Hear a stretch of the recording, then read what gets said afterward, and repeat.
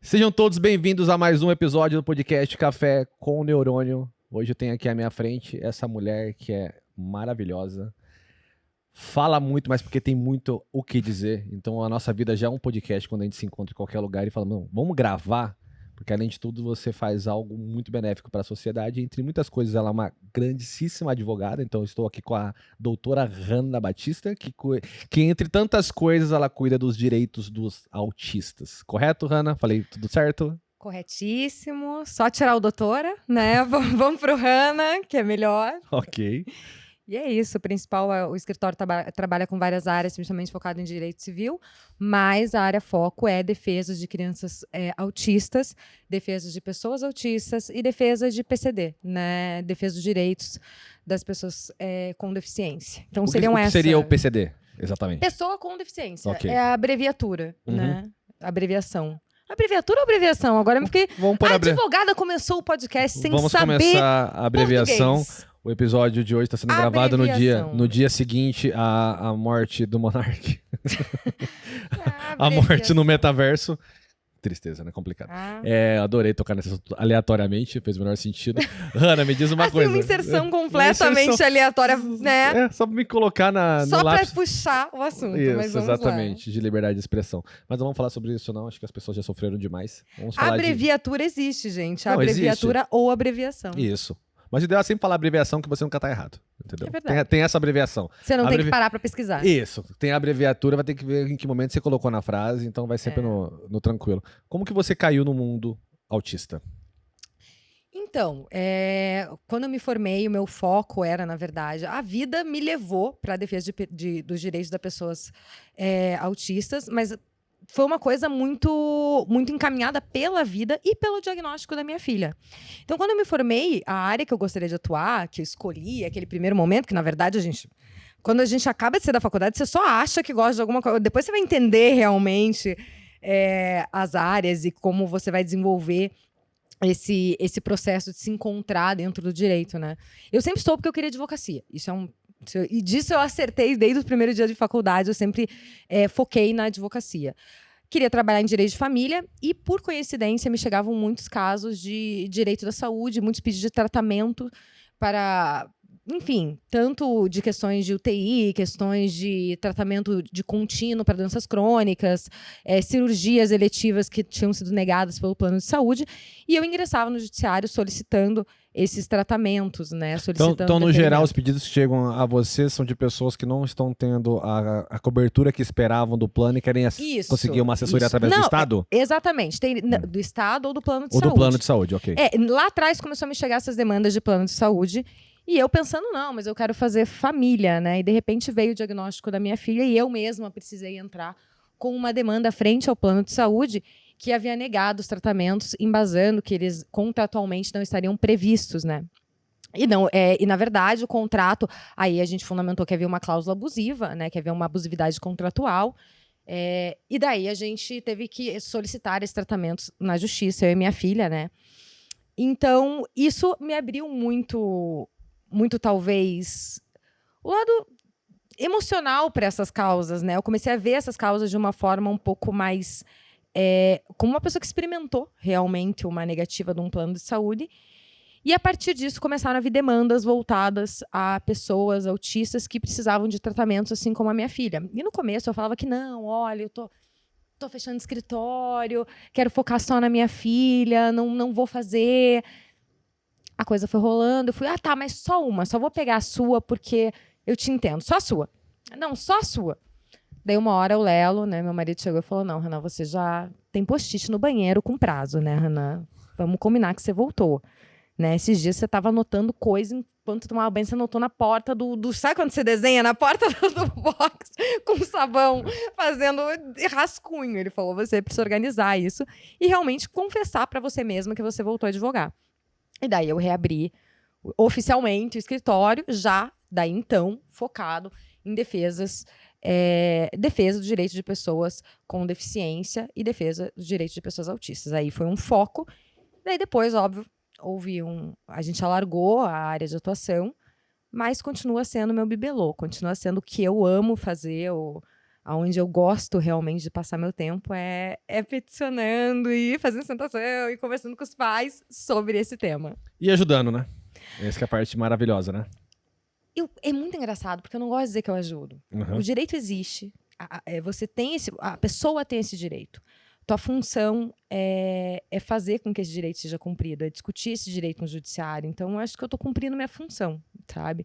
E eu não sinto que eu ajudo. Que é ruim você falar, tô ajudando, mas você tem que ouvir de Mas outras eu não pessoas, mas saiba disso. isso. Porque quando você, por exemplo, elucida a ignorância de alguém, e nós somos ignorantes, precisamos de advogado, você tá ajudando a elucidar. Então acho que não precisa, a gente pode tirar aquela parte santíssima da coisa, mas é bom deixar de uma maneira bonita o seu trabalho. Talvez. Acho que é bom até pra você proteger seu próprio ego e não pensar, eu estou ajudando. Mas sim, é bom com você ter esse certeza. reconhecimento de fora, Com porque certeza. o que você faz é maravilhoso. Obrigada, assim, eu me sinto, que é muito louco, porque as pessoas falam, nossa, você tá ajudando, é tão bonito que você faz, mas o retorno que eu tenho dessas famílias, o retorno que eu tenho dessas mães, dessas crianças, principalmente a gente já tô claro, para criança, adultos, né, mas a gente tem muito caso de pedidos de tratamento, intervenções em questão de escola com crianças, e isso é muito bonito, porque você vê a criança crescer, você conhece ela com 2, 3 anos, às vezes, e acaba o processo, você continua com contato com essa família, e o que eles me ensinam é muito mais do que a atuação que eu faço. Eu falo que eu sou privilegiada por ter contato com pessoas tão maravilhosas, assim. Meus clientes são realmente grandes professores, me ensinaram muito sobre a vida, muito sobre... Porque a gente fala de autismo, mas quando você trata com pais, você está vivenciando diversas maneiras de exercício da maternidade e da paternidade. Além disso, não é só autismo que a gente trabalha no escritório. Então, tem questões muito, muito interessantes, por exemplo, como epilepsia. A gente pede medicamentos para a pessoa com epilepsia, e epilepsia é muito interessante, porque você conversar com uma pessoa com pais de uma criança que é epilética ou com uma pessoa epilética, você começa a aprender muito sobre a questão de impotência sobre o seu próprio corpo. Que é uma coisa que, às vezes, a gente tenta acreditar que a gente é completamente dono desse corpo, que esse corpo nos pertence completamente. E quando você vivencia histórico com essas famílias, e vai muito além do direito, porque, claro, a conversa não fica só na questão jurídica, é impossível, principalmente quando envolve criança, você acaba se apaixonando pela criança e perguntando dela e perguntando da vivência dos pais. Me ensinaram muito, por exemplo, no caso de epilepsia, foi com o caso de epilepsia que eu aprendi a lidar com a minha própria impotência diante de várias situações. E lidar com esse sentimento e trabalhar, e entender que você faz o que você pode, o melhor que você pode, falando principalmente de epilepsia refratária. Eu não tenho como traduzir os aprendizados. Igual do PCD, não é sobre o que eu sei, o que as pessoas não sabem. O que seria epilepsia refratária? PCD, epilepsia não é PCD, tá? Mas é um caso que a gente atende. Uhum. PCD é pessoas com deficiência. Epilepsia refratária é quando, por exemplo, o medicamento não faz efeito. Você tem uso de vários medicamentos e não faz efeito. Então, às vezes, você vai falar, tal medicamento é refratário. Ele é um medicamento tradicional para aquilo, mas esse medecamento não fez efeito. Então, você é refratário a esse medicamento. Epilepsia refratária são epilepsias de difícil controle. Claro, gente, estou explicando aqui como advogada, não como médica, mas é isso, em resumo, é isso. Então, são epilepsias de difícil controle. Geralmente, as pessoas procuram o judiciário muito por busca de medicações que não estão entre o rol das medicações tradicionais para essa situação. E são medicações que, às vezes, por exemplo, não fornecidas pelo SUS, porque não são medicamentos tradicionais para epilepsia. A pessoa já tentou aquelas medicações e ela vai em busca de uma condição de saúde através de medicamentos que não são comumente usados para aquela patologia, ou não são os principais, os primeiros a serem receitados, digamos, de forma simples, seria isso. E tem muito remédio que, de repente, só vem de fora? Você precisa da questão da importação? Tem sim. Tem a questão muito complexa também de legalização da Anvisa? Dependendo do caso, sim. É muito caso a caso. Quando as pessoas falam, vamos falar sobre medicamento. Vamos falar como é que funciona aí para liberar um medicamento que eu tô precisando. Mal sabendo. Eu falo, em primeiro lugar, vamos lá. Qual que é o medicamento? Entendeu? Por vamos exemplo, segmentar essa história. Vamos falar um que todo mundo fala que é cannabis. Tá? Cannabis. Então, vamos cannabis. Cannabis, a gente tá falando da cannabis com THC ou sem THC? Porque a gente tem o CDB e o THC. Entende? Então, você está falando da cannabis com THC ou sem. Com THC, a gente já tem hoje no Brasil, né? Você vai encontrar com facilidade. Né, com facilidade, mas muito melhor do que era antes. Mas sem THC, muitas vezes necessita de importação dessa medicação. Então, você tem um diferencial aí desse medicamento. Você está falando de um pedido judicial de cannabis para quê? Para epilepsia? Para autismo? Para um controle de um vício, por exemplo? Em alguns países é utilizado. Se utiliza muito cannabis para isso. Então, assim, depende muito para que você vai utilizar aquele medicamento, porque isso está muito vinculado à comprovação científica de eficácia disso. Então, você não pede, meu médico... Hoje em dia, a gente cuida muito com relação a isso, de fundamentar que aquele realmente é um pedido de uma medicação que pode ser eficaz para aquela situação. E, por exemplo, se você está usando... Isso é uma coisa muito interessante no judiciário. Você vai lá e você pediu uma medicação que não é tradicional. Tá, mas por que você não tentou as tradicionais? Isso precisa de uma fundamentação. Você não pode só pular, entendeu? Então não vou usar essas... Você precisa comprovar que não funcionam os tradicionais? Sim, é uma comprovação que a gente realiza. Por exemplo, e como que se comprova? Através de laudo médico, através de relatórios prontuários. Então, isso vai trazer um conteúdo probatório de que foi utilizado outras medicações tradicionais e elas não tiveram efeito. Para quando tem medicação tradicional, porque tem casos que às vezes não... Aí ele se torna o paciente refratário. Refratário àquelas medicações, porque não necessariamente ele é refratário, por exemplo, a CDB. Uhum. Então, por exemplo, que daí vai depender do enquadramento. É muito caso a caso. Sim, mas para eu entender a expressão. Ele é refratário à medicação. Então, se ele testou aqueles remédios e não funcionou, ele é refratário àqueles medicamentos. Exatamente. Isso. Eu posso chegar, por exemplo, no judiciário, então, os medicamentos tradicionais para patologia X são A, B e C. Entendeu? Só que ele é refratário A, B e C. Só que o D... Ele testou, então é ótimo, né? Isso. Eu tô rindo. O alfabeto inteiro. Puta barulho de ferro. Foi mó alto e ninguém se mexeu. Então pareceu um delírio, não coletivo, individual. Falei, será que ninguém ouviu? E não consegui nem ver o que caiu. Você conseguiu? A gente faz o carão que não ouviu, né? Foi incrível. Pode cair o mundo, a gente continua. Então, os medicamentos bacana. A, B e C. Gente, só tira o cadáver daqui. Só remove, por favor. Depois eu vejo isso. Espera eu terminar, depois a gente conversa. Ok, aprendi que é refratário. Maravilhoso. A, B e C, os medicamentos, por exemplo, a pessoa é refratária. Só que o SUS, por exemplo, só fornece A, B e C. E o D, a pessoa não é refratária.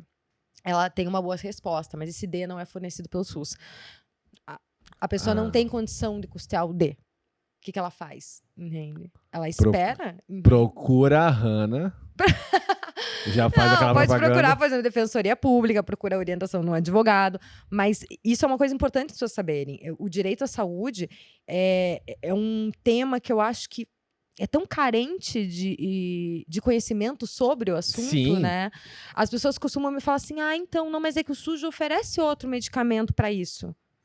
Tá, mas teu filho, não, mas ele não tem, ele é refratário, por exemplo, ele nem usa esse termo, não funciona para ele. E muitas vezes a pessoa não sabe que ela pode acionar o judiciário demonstrando que essa criança é refratária às medicações fornecidas pelo SUS, que essa família não tem condição de custear essa medicação e que, portanto, acesso à medicação é um direito, porque o direito à saúde é uma previsão constitucional. Então, o SUS tem o dever de fornecimento dessa medicação e, por isso, você ingressa no judiciário solicitando, então, que, embora não seja de amplo fornecimento, para aquela pessoa seja providenciado esse acesso a esse procedimento, essa medicação, essa terapia, enfim. Daí a gente pode fazer medicação, mas também cirurgia, também tratamentos contínuos. Então, é para isso que... Esse é um dos pontos de direito de saúde, né? Outro também é planos de saúde que comumente negam sem poder negar, né? Daí tem, claro, aí depende do caso, mas muitas negativas que a gente verifica em planos de saúde são negativas indevidas. E uma coisa, claro, não estou falando que é melhor, mas uma coisa é você ter uma negativa de um exame que você vai lá e paga. Agora, diferente é uma negativa, por exemplo, de tratamentos contínuos para uma criança que está em desenvolvimento. Pô, é teu filho. Exatamente. O pai não tem como custear aquilo, muitas vezes não tem. Tratamento para autismo é um tratamento, a gente falando de autismo, é um tratamento contínuo. Você não tem um prazo de término, né? muitas vezes intensivo. Hoje, uma das terapias mais utilizadas para tratamento de pessoas com autismo é a terapia ABA. E a terapia ABA ela é intensiva por natureza, né? Tanto que intensivo faz parte da descrição do ABA. Então, é uma terapia intensiva por natureza. Geralmente, ela é de 20, a gente vê essa de 20 a 40 horas semanais nos primeiros anos. Né? 40 horas semanais. Caramba. Como é que você vai custear 40 horas semanais? Muitas vezes é muito difícil isso. Então, a gente vê uma necessidade dessas famílias de ter um suporte. E daí, muitas vezes, há uma negativa do plano de saúde. Ou, às vezes, há uma liberação, e daí é outro ponto interessante, uma liberação, mas com um profissional não qualificado. É a terapia ABA? E o que seria não qualificado? É o que o cliente entende que aquele cara não é capaz? Não. Ou oficialmente ele não é capacitado? Não. Nossa, dei uma joelhada na mesa que eu ofendi naturalidade. Tranquilo. Engoli a dor. Produção Gelol. Aparece, como é que é o nome daqueles do Big Brother? Aparece os dummy? Aparece uns dummy com gelol. Não sabe? Não peguei. Foi. Agora continuamos. Me fiquei muito curioso. Big Brother, dummy, gelol. Tem 3 coisas que o meu cérebro não tá conseguindo linkar nada. A gente faz uns pulos. Do que você estava falando? Tudo bom? Era Prazer, meu nome é Hannah. Então, falando sobre cannabis, esquecemos, mentira, uma piada péssima. Não foi sobre qualificado. Isso. Sim, é sobre qualificado. A questão é o que classifica como qualificado ou não, entende? Porque na minha posição de leigo, qualquer um que se procurar vai ser um médico. Então ele vai ser qualificado, ou seja, o que for. Então eu quero entender que maneira você desqualifica alguém ou alguém decide que não é qualificado. Não é assim, né? A gente não chega e fala, você é um achei Sim. você com uma carinha desqualificada, não vou. Não é assim. Não, ele atende de tênis, não. Hoje a gente vive um momento em que eu falo que é uma crise entender o que é ciência, né? Infelizmente, eu acho que a gente vive esse momento. A gente tem aquela batalha dos dados científicos com, na minha opinião... Sim. Né? E muitas vezes, na minha opinião, ganha do cientista. A gente tem modernidade líquida, né, gente? Todo mundo é especialista. Então, eu não vou falar disso, que eu vou parecer muito antipática. Eu vou começar a falar mal da sociedade, eu não quero fazer isso. Mas a gente vive, no momento, uma crise sobre a questão o que é ciência. Isso as pessoas estão ignorando alguns fatores que são muito importantes. Por exemplo, o que faz aquela... a terapia ABA é uma das terapias mais recomendadas para crianças com autismo. Por quê? Porque alguém achou legal? Não, houve uma pesquisa científica. Houve uma pesquisa científica randômica nível A. O que isso quer dizer? Isso. Que as crianças foram inseridas naquele modelo, né, naquela tese de estrutura terapêutica. E randômica nível A por quê? Porque foram isolados. Nada foi mudado na vida das crianças além da inserção dessa terapia. Ou seja, não foi inserida essa terapia mais outra. Porque se insere 2 fatores e tem uma melhora, qual dos fatores propiciou a melhora? Entendeu? Você não tem como saber. Então, por exemplo, se você insere 10 tipos de terapias diferentes na vida de uma criança, você não pode dizer que ela evoluiu por conta de uma delas, numa pesquisa. Tá? Sim. Então, o que foi feito? Foi feita uma pesquisa randômica nível A, e dentro dessa pesquisa, comprovou-se que é eficaz. Maravilha. Só que é eficaz se ela é aplicada nos termos da pesquisa. Então, com aqueles profissionais com aquele perfil de qualificação, naquele método, se você muda a maneira de aplicação, se você bota profissionais com diferente qualificação, você muda o próprio sistema que fez essa tese ser comprovada, entende? Então, assim, vamos colocar, você bota uma advogada para aplicar a ABA, talvez não dê certo, porque ela não vai estar aplicando a ABA, porque a ABA não deve ser aplicado dessa forma, deve ser aplicado com profissionais com uma ampla qualificação nesse tipo de procedimento. Então, existe uma qualificação mínima. E quem normalmente acha essa lacuna? É o próprio cliente ou são vocês? Infelizmente, geralmente é a gente. Eu imaginei. Infelizmente, geralmente é a gente. Porque, veja, do ABA, voltando mais a esse exemplo. Então, a gente está falando do ABA. Qual que é a qualificação mínima? O Conselho de Primeiro, vamos começar lá atrás. Primeiro que o ABA aqui, lá fora a gente tem a Faculdade de Análise do Comportamento. Aqui a gente tem psicologia, discute-se só psicólogo, fono pode aplicar, TO pode aplicar. Então, assim, não existe uma faculdade de análise do comportamento, não existe essa graduação. Então, já começa, tem as diferenças, você vai ter que adaptar, né, para a nossa realidade de formação. Então, assim, vai fazer um curso. Esse curso é suficiente para aquela pessoa aplicar a ABA? A ABA tem supervisor ABA e aplicador ABA, por exemplo. São qualificações diferentes. O Conselho de Psicologia não se manifestou com a qualificação mínima da terapia ABA.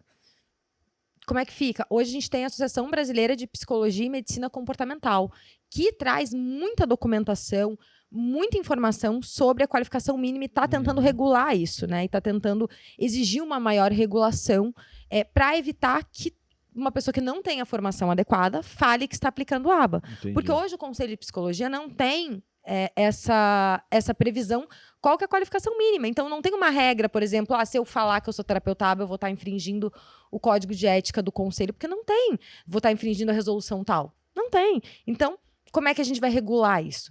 Então, a pessoa fala, estou aplicando a aba, mas como é que eu vou saber dessa qualificação? Hoje, a gente tem essa associação que eu te falei, que traz uma certa normatividade para isso, mas aí não é o conselho de classe.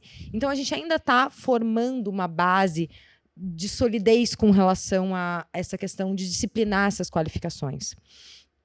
A integração sensorial é outra terapia muito aplicada. É marca registrada. O Conselho de Terapia Ocupacional, ele já fez uma resolução do que o profissional precisa para aplicar a integração sensorial, mas não disse que precisa fazer os cursos específicos digamos assim, que são referentes ao registro de marca. Mas muita gente utiliza integração sensorial para se dizer, eu sou qualificado em integração sensorial. Tá, mas você tem a qualificação conforme o registro de marca? Não. Mas a pessoa se diz qualificada. Tudo isso ainda está muito em formação, é muito recente. Por isso que é um campo tão amplo e tão poucas pessoas são boas no que fazem. Imagine. Porque você precisa mergulhar naquilo e aprender todo dia, né? Falando sobre autismo, falando sobre qualificação, você recebe o diagnóstico do seu filho com autismo, você já entra num universo novo.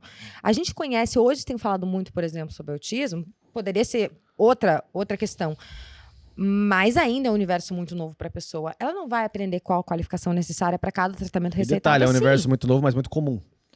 Então a gente não está falando de uma minoria, a gente está falando de um grupo muito grande. Sim. E até porque você pode falar melhor do que eu dos estudos, a questão de nível de autismo, né? Sim. Tem aquela visão estereotipada do autismo, eu gostaria que você entrasse nessa questão. Isso é super interessante, porque a gente tem uma visão muito de filme. De filme. Sabe? Aquela visão de que aquela criança... E eu mesma tinha, né? Quando eu recebi o diagnóstico da minha filha, eu falei, então, quando que ela vai começar a escrever códigos na parede, né? Sabe? Claro. Como quando que ela vai fazer contas mirabolantes, assim, pela casa. Porque tinha uma visão Posso colocar numa Olimpíadas de quebra-cabeça que ela monta todos em 2 segundos. Exatamente. Eu tinha, tipo assim, eu comprei quebra-cabeça. Bem ridículo, eu comprei quebra-cabeça, tipo, no mês. Ganhei na loteria. Qualquer Olimpíada ela vai ganhar. Sim, não, tipo, tudo bem. Então vai ter um atraso de fala, mas vai jogar xadrez. Isso que eu pensei. Porque as pessoas acham, hoje as pessoas me vêm falando sobre autismo, sobre direitos de pessoas com autismo, as pessoas autistas, isso é interessante, o certo não é com autismo, é autista. Pessoa autista. Eu abri falando da maneira correta, parabéns pra mim. Normal, a gente vai aprendendo, a gente e tudo tem que eu se falar de corrigindo. errado, obviamente me corrige, tá? Assim, eu acho que é importante a gente sempre ir se corrigindo, mas a gente vai aprendendo no processo, né? Até eu, porque são mudanças. Hoje também, abrindo parênteses em cima de parênteses, né? Mas hoje é interessante porque a gente está dando voz também para as pessoas autistas se manifestarem sobre essas questões de como falar, de como me abordar, do que não é legal você perguntar para mim. Tem vários perfis nas redes sociais sobre o tema, sabe? Posso até depois dar uma olhada, mas tem vários autistas falando sobre autismo. E isso é muito especial, né? Eu acho que é preciso dar a voz para... Eu acho que a voz da luta tem que ser principalmente dos autistas, né? Claro, sem renegar as mães, mas dar esse lugar de fala. Voltando à pergunta que eu já não lembro qual é. Mas aí complicou, hein? Gente, aí eu te peguei. Qual pergunta? Quantas perguntas foram feitas? Você tem que saber, você né? tem que... Eu tô testando o seu nível de atenção agora, porque basicamente estávamos falando sobre o nível de autismo. E a questão estereotipada da situação, de entender que nem todo autista vai ser um enxadrista, e principalmente, já fazendo um adendo, tem muito autista que está inserido naturalmente na sociedade, primeiro porque ele é capaz, segundo que nem sequer sabe que é autista, porque entra nessa questão linear de ser um autismo tão leve que ele não sabe. Exatamente. Hoje a gente teve uma mudança, tá? Porque a gente tinha o CID-10 e a gente passou para o CID-11. Isso é muito legal, a mudança que tem do CID-10 para o CID-11. Hoje a gente divide o autismo principalmente em nível 1, nível 1 de suporte, 2 de suporte, 3 de suporte. Então, é o nível de suporte que aquela pessoa precisa. Mas quando a gente fala do transtorno do espectro autista, o TEA, a gente está falando espectro, né? Já dá essa visão. Eu acho que a própria palavra já ilustra muito bem a situação. Existem diferentes maneiras de a gente não diagnosticar, mas os autistas são muito diferentes entre si, permanecendo como autistas. Então a gente tem uma visão, por exemplo, o autista não fala. Não, tem muito autista que fala, tem autista que fala pra caramba. Não é assim, gente. O autista não vai chegar ao mercado de trabalho. Gente, tem muita gente aí ganhando muito dinheiro sendo autista. Não se iludam, entende? Autista é sempre tímido. Não necessariamente. Autista não gosta de toque. Não, por exemplo, isso é outra questão interessante, a questão sensorial. As pessoas, elas pensam muito, autista tampa os ouvidos quando tem barulho, não gosta de ser tocado, gosta de ficar isolado no silêncio, no escuro. Não olha nos olhos. Não olha nos olhos. Podem ter essas características. Vou dar exemplo da minha filha. A minha filha, ela gosta de ser tocada, ela é hipossensível, tá certo? Ela é hipossensível, ou seja, ela não gosta de toque leve. Ela quer mesmo que você abrace, que você toque, que você segure. Ela não gosta de perder mão mole, sabe? Tá certo ela. Tá certo, eu também acho. Acho certíssimo. Perder mão mole e mão esquerda ainda, a pessoa te odeia. Exatamente. Acho que é pra provocar, na verdade. Exatamente. É maravilhoso. Então, assim, e daí você olha, mas ela é autista e gosta de ser abraçada? Sim, e faz parte. Então, tem muitos mitos sobre o autismo.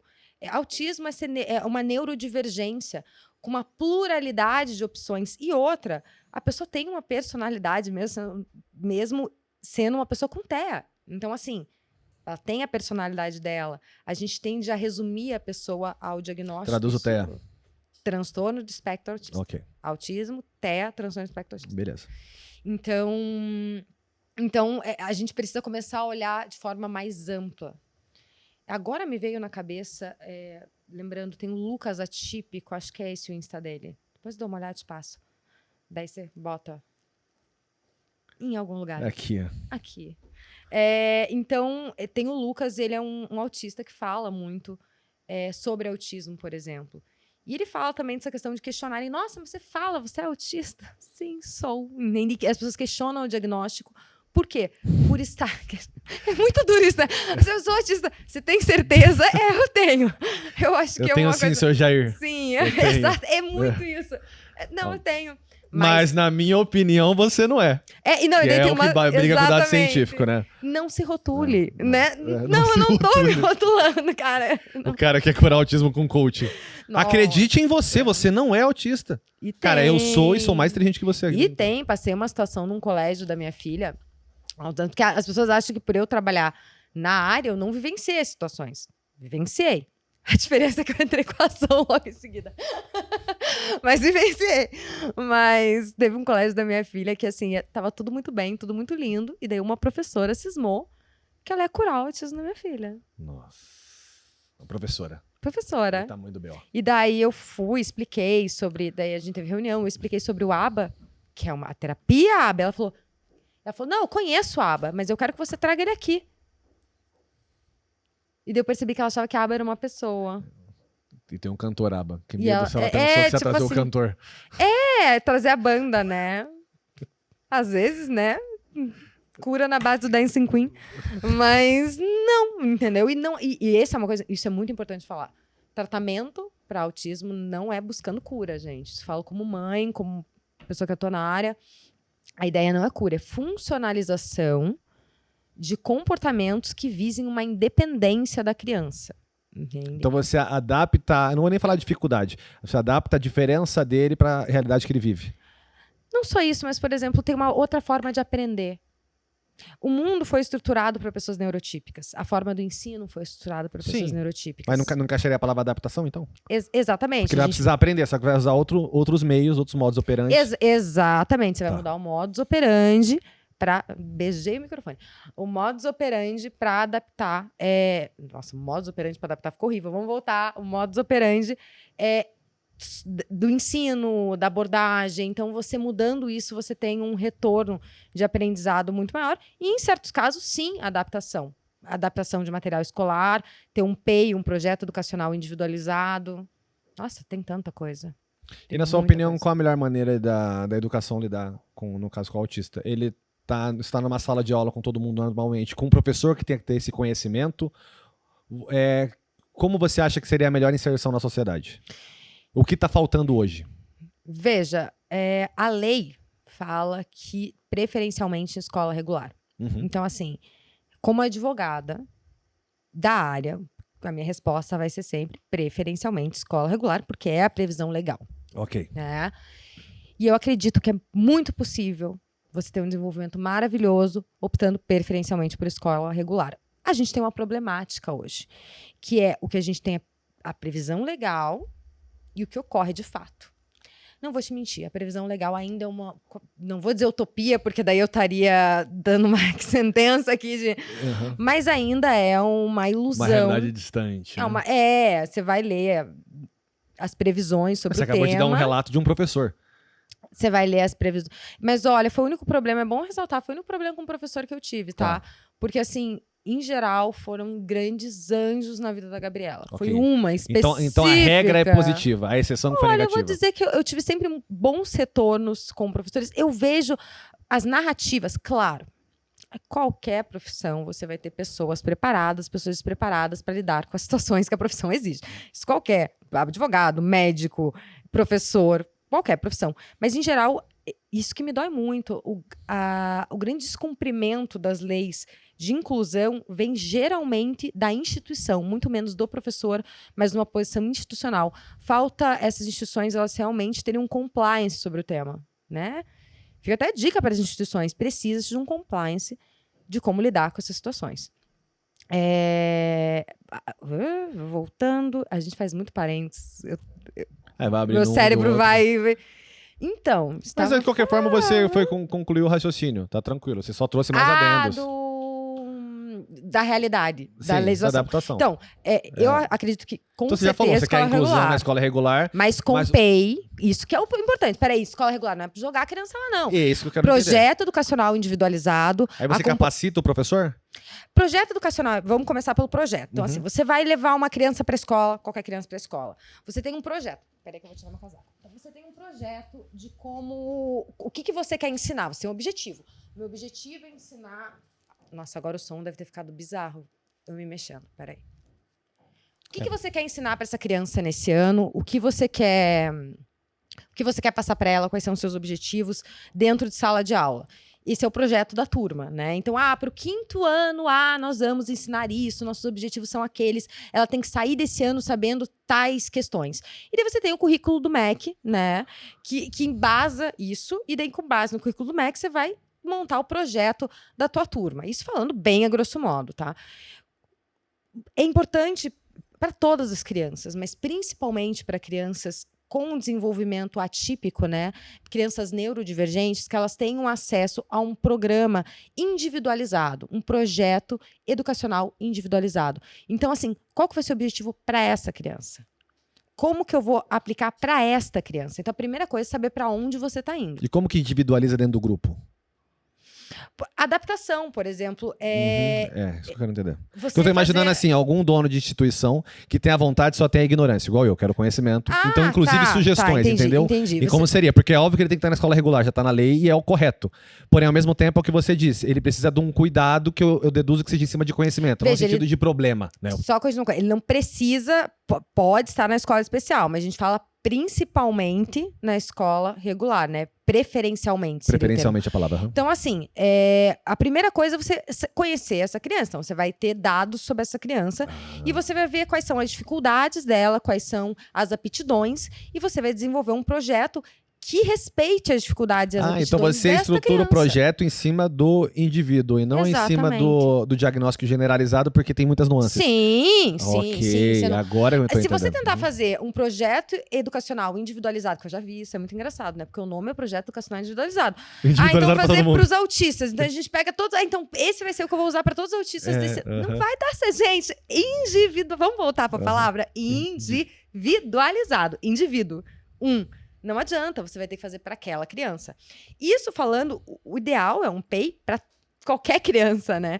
Mas quando a gente está falando de neurodivergência, isso é essencial. Ok, então eu sei para onde eu estou indo. Eu vou ter que adaptar materiais. Vou dar um exemplo. A minha filha, hoje, agora, a gente está fazendo uma adaptação com a escola dela, que é assim, maravilhosa. Os terapeutas são maravilhosos. Se a escola é maravilhosa, fala o nome, faz propaganda aí.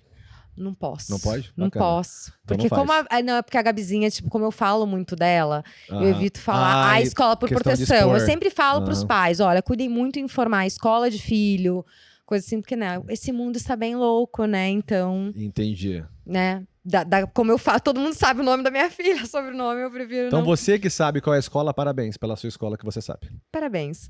Então, com relação a escola está participando, os terapeutas estão participando, eu estou participando, nós estamos adaptando a apostila dela. Então, o material da apostila que é entregue para todas as crianças vem em PDF para mim, em PDF da editora, e a gente adapta esse PDF para as individualidades da Gabriela. Então, ela não está preparada, por exemplo, tô dando um exemplo assim aleatório, Aham. tá? Ai, tem um texto, esse texto é muito longo, e ela ainda não tem uma interpretação de texto, digamos, adequada para isso. Gente, termos, assim, tô usando bem genéricos, tá. tá? Para não ficar muito técnico. Mas, assim, ela não está...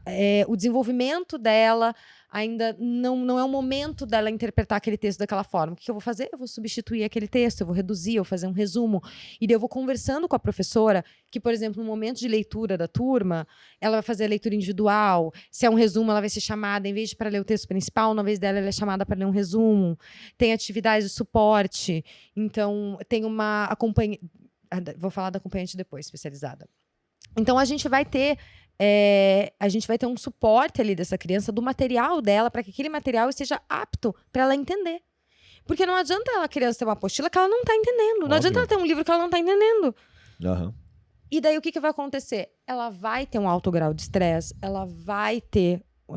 eu ouvi hoje uma história muito engraçada. Uma criança com autismo, ela acabou sendo agressiva e bateu num coleguinha. E ela não era uma criança agressiva. E começaram a me narrar o contexto dela. O material não estava adaptado. A sala berrando, ela com dificuldade, ela tem hipersensibilidade auditiva. Ela tentou fazer os exercícios, não conseguiu. E tem a frustração. Que é o que irrita todo mundo. Ela sofreu bullying. E ela não tem acompanhante especializado. E a professora estava na porta conversando com outra. Essa foi a situação que me narraram. Eu falei, bom... Fizeram o combo da desgraça e a culpa é da criança. Daí a criança bateu, a criança... Vamos analisar aí. Não é porque ela tem autismo que ela foi agressiva. É porque ela estava sob uma situação de alta pressão. Alto estresse. Né? E ela acabou não conseguindo comunicar isso. Porque uma criança daquela idade não tem inteligência emocional para lidar com uma... Não é por causa do autismo. Ela não tem. Pensa você com 7 anos. Você fala, com licença, boa tarde. Eu gostaria de informar que estou com hipersensibilidade. Só não vai. Você não vai ter as ferramentas para isso. E não é porque é autista. Você não vai ter ferramentas porque nessa idade não se tem. E daí, agressivo. Não, a gente às vezes coloca muito na conta do autismo alguns comportamentos, mas é a falta de suporte. E qualquer pessoa com falta de suporte em qualquer âmbito, ela vai recorrer a comportamentos inapropriados. Uhum. Então, também tem várias questões aí, né? Pra gente encerrar essa pauta que tá bem explicativa, eu tô gostando, fala a questão do acompanhante. Ah, é verdade. Porque já entrou nessa estrutura e depois eu continuo. A acompanhante especializado é uma previsão legal que as crianças que necessitem terão um acompanhante especializado. A gente tem um problema nessa previsão legal, tá? Porque acompanhante especializado, o que é especializado? A lei vai dizer, não diz claramente que é especializado. Então, assim, estagiário pode ser especializado? Interpretando a lei de estágio, para mim parece que não. Mas a gente não tem também um número de profissionais suficientes para lidar com a demanda, muitas vezes, de não recorrer. Daria para usar o especializado como sinônimo de capacitado? É dar uma capacitação. Tá. Mas não, esse é o ponto. A lei não é clara com relação a isso. Eu tenho até teses que eu desenvolvi sobre isso. Ainda nada publicado, porque eu tenho uma preguiça de terminar essas teses sobre isso, porque é um tema tão... que me envolve tanto, mas porque pode falar é tão a respeito. Difícil. Posso? Então, não, tá. Posso. Então, assim... É difícil você definir o termo especializado. O que me parece mais plausível é que a escola disponibilize um curso de capacitação, ou o estado, ou o município, aí a gente, né, teria que ver. Um curso, depende daí se é pública, privada, né? Vamos colocar dessa forma. Um curso de capacitação adequado para que essas pessoas possam atuar como acompanhantes especializados. Tá? E também tem o acompanhante terapêutico com aplicação de terapia em ambiente natural, que é outra coisa, as pessoas confundem muito, que às vezes tem acompanhante terapêutico no colégio, mas é uma parte de saúde. Se o colégio permite a entrada de acompanhante terapêutico, também pode ter essa atuação. Então, mas o acompanhante especializado ele está com uma função ali de auxiliar principalmente pedagogicamente a criança, e é uma previsão legal e o custeio deve ser feito pela instituição de ensino. Ou pela instituição de ensino, ou pelo Estado, mas não pelos pais, né? Inclusive, essa previsão ela é da lei do autismo, né? A lei Berenice Piana, mas a gente também pode recorrer a convenções internacionais que falam que o custo adicional de vida que pessoas com deficiência têm, que PCDs possuem, não deve ser arcado pelo PCD, mas sim pela sociedade. Tipo, você distribuir um ônus disso, né? Ah, não gostei. Acho que não deve ser distribuído pela sociedade. Só lamento, é lei. Eu gosto de botar isso, que tem gente que, mas eu não acho que deveria ser assim. É lei, entende? Só que, infelizmente... Na minha opinião... na minha... Então, assim, por que eu falo isso? Porque, veja, parece tão distante essa realidade, né? A gente vê um mundo que vai falar que os custos do PC... Não, a gente tem dificuldade de conseguir que seja custeado pela escola, muitas vezes. Entende? Ou que seja especializado. Às vezes é uma pessoa que não sabe o que é autismo e tem que intervir com essa criança. É claro, não vai dar boa, né? Todo mundo sofre. Não, todo mundo sofre, exatamente. Então a gente vê... A gente vê muitos professores, e aí a gente tem que falar do trabalho louvável de muitos professores dando sangue para conseguir lidar com uma turma, às vezes sem acompanhamento especializado, sem adaptação de material e conseguindo o resultado de crianças na escola regular. Imagine se a gente desse suporte para esses educadores, entende? Que a gente entra num buraco mais embaixo ainda, que eles não têm suporte para o que a gente está conversando agora, e não tem suporte nem para exercer a profissão normalmente, né? Exatamente. Não tem suporte para ser professor. E para essas crianças, entende? Porque suporte é um diferencial de vida. Eu posso falar como mãe, eu posso falar como uma pessoa que acompanhou várias crianças, a história de várias crianças. A gente vê como esposa de um professor. Como esposa de um professor. Professor e comediante, uma pessoa maravilhosa, Lelo Matos. Maravilhosa. No sentido que você está falando, eu desconheço e também não estou curioso, né? No sentido de capacidade intelectual e talento, ele é maravilhoso. Eu também tô falando de capacidade intelectual e talento. Desculpa, eu mandei beijinho porque ele tá deu uma olhadinha coradinha pra ele, fez biquinho na linguagem do casamento e pareceu outra coisa, mas tá tranquilo, fluindo. Que isso, gente? O que é isso? Que bonito isso. Esqueci até o que eu tava falando, gente. Vermelha, você fiquei vermelha. Bacana. Mas basicamente sobre capacitação, e eu só disse que além dessa capacitação que não tem em relação ao autismo, eles não têm nem para exercer a profissão de maneira básica. Eles não têm nem o básico, que é o respeito. Que devia ser assim, professor, então você é foda. O que você faz, sua profissão é maravilhosa. Se não exerce bem, óbvio que é um péssimo profissional dentro da área. Mas a gente vive uma crise de identidade tão absurda que chega a ser polêmico o cara ser professor. Né? Porque o professor também luta com estudos contra mas na minha opinião, que é o grande mal da sociedade. Eu vou ser uma pessoa muito elétrica, muito aleatória, no melhor dos sentidos. Aprendi sobre muita coisa. Tão aleatória que eu te conheci aonde, Hanna? Num show de stand-up onde você estava se apresentando. Então, mentira, intriga da oposição. Então é maravilhoso as pessoas entenderem o contexto do que eu estou falando. Imagina. Que eu acho legal a gente trazer um pouco mais, te humanizar um pouco mais, porque você é extremamente competente no que faz.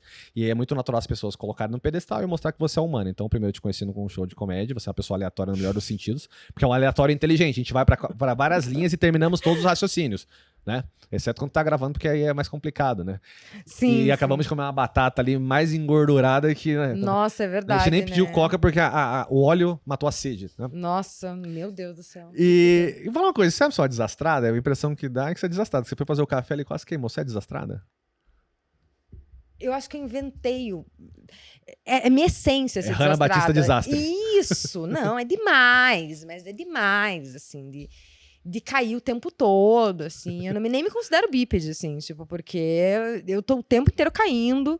É bem complicado. Você deve odiar terraplanista, né? Que eles falam que não tem gravidade. Sim. E o que me derruba, hein? Eu sou um animal. Como assim, meu anjo? Como assim? Vem aqui, vamos fazer um experimento. Me veja andar, entendeu? Por meia hora que você vai ver o que é gravidade. E pode estudar meus ligamentos, estão todos corretos. É realmente a gravidade. Eu acho muito bom que as pessoas me perguntam. Eu tô sempre de salto.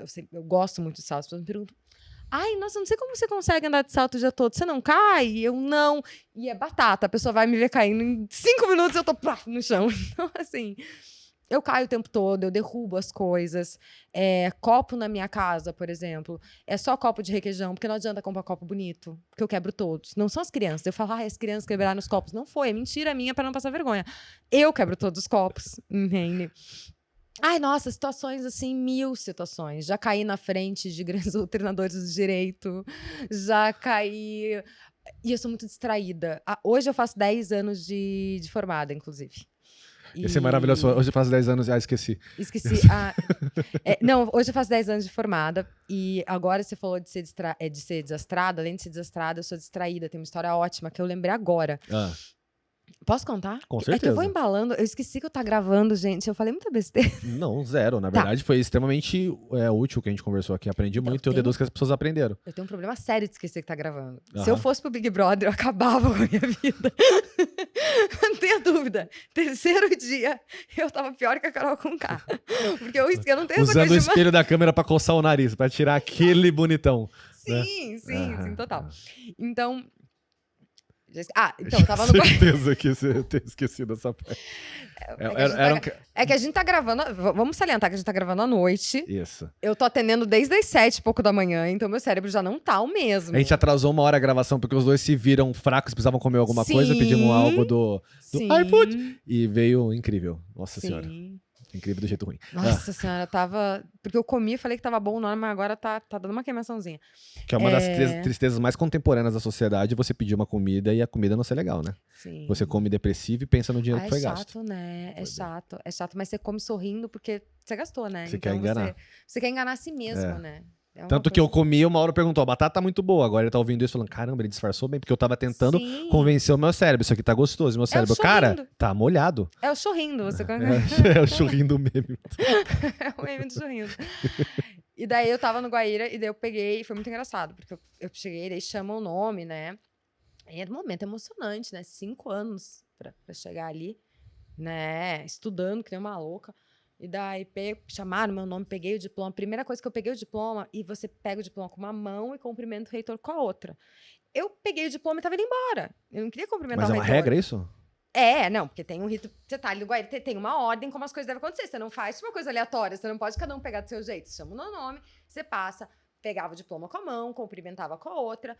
E eu desliguei. Eu peguei o diploma e eu tava indo embora. O reitor teve que, me puxar com a mão e falar parabéns, você é formado em direito, porque eu ia embora.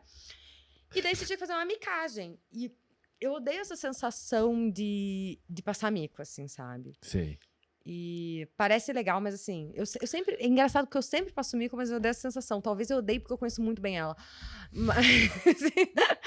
E daí eu só peguei o canudo e fiz assim, uma coisa bem blasé, que eu achei fino, achei massa. Falei, super orgulhosa, tô saindo por cima, tô saindo fina. E daí eu saí andando.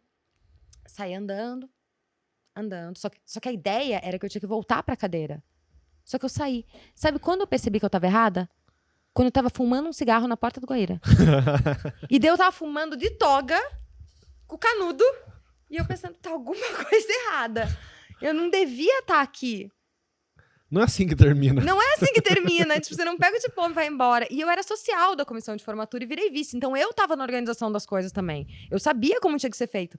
E daí eu tive que fazer a humilhação de voltar. Quando eu voltei, os câmeras já estavam todos insanos, porque estavam tentando me encontrar, porque tinha uma ordem de quem eles tinham que filmar. Eu ferrei a ordem de todo mundo. Procurando a página do roteiro onde você saía. Eu caguei no roteiro, entendeu? E daí volta, tinha um professor meu rindo, porque eu já voltei com o canudo na cara, me matando de rir. Eu não sei se as pessoas notaram, eu acho que assim, eu passei por aquela pessoa que saiu pra resolver uma coisa muito séria. Mas os meus colegas notaram. Não, mas quem te viu fumando, você saiu com uma pessoa mais viciada do mundo. Sim. Eu preciso... Foda-se o script, eu vou fumar um cigarro, gente. Pra mim, deu. Muito estressante essa formatura. Ai, discurso atrás de discurso. Meu Deus, coisa chata. Gente, coisa chata. Vou lá fumar um cigarro. Não, mas juro, eu apaguei. Eu tive um shutdown, fui embora e é isso. Fui viver minha vida e voltei, 15 minutos depois, envergonhadíssima, depois de ferrar todo o esquema dos câmeras, que me odiaram pra todo sempre. Eu acho que se eu passar na rua, eles sabem quem eu sou, entendeu? Se eles me virem, se eles virem esse podcast, falam, então é ela.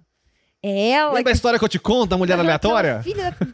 É isso aí, gente. Então, assim, eu sou desse nível de distraída. De distração, mas e de tombo? Também, já caí na escada da Federal, teve uma vez que foi um grande doutrinador do direito dar uma palestra, e daí eu fui falar com ele, eu estava falando sobre a minha monografia, que eu me dediquei muito, minha monografia de 300 e poucas páginas. Na banca de defesa, inclusive, estava o atual ministro do Supremo Federal, Fachin. Então, eu estava muito assim...